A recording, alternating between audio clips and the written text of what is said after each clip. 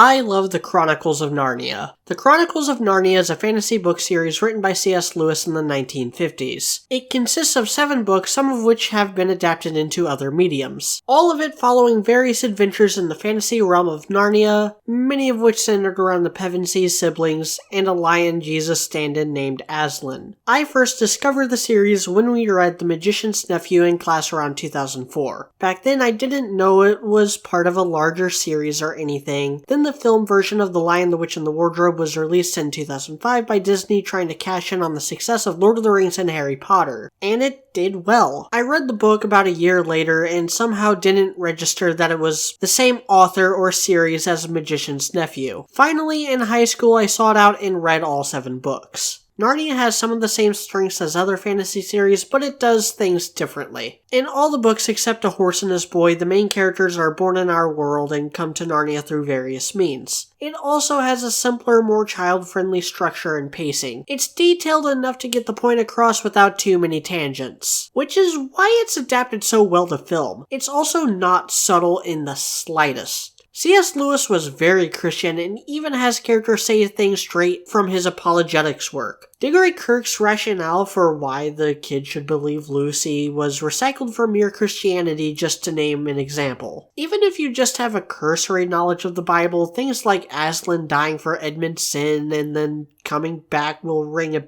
bit familiar. And there's nothing wrong with that. How many modern fantasies invoke Greek, Norse, or Celtic mythology without explicitly taking place within the confines of those mythologies? Or did you think it was coincidence when Final Fantasy VII's Midgar is just one letter off from Midgard? Narnia is a strange little tale that's pretty quick to read and full of some imaginative characters and a palpable version of various Christian themes adapted into a wonderfully creative world. And that's why I love The Chronicles of Narnia.